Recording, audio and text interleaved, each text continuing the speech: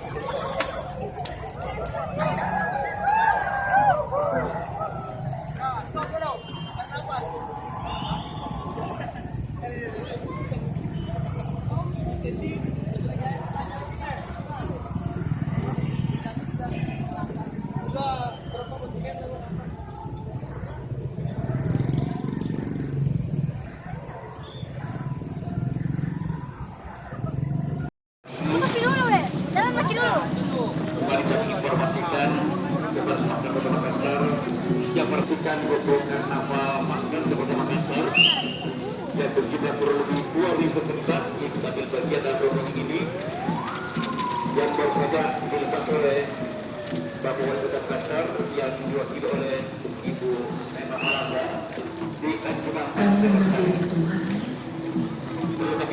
Kayaknya lagu ini dong. Dari keterpurukan yang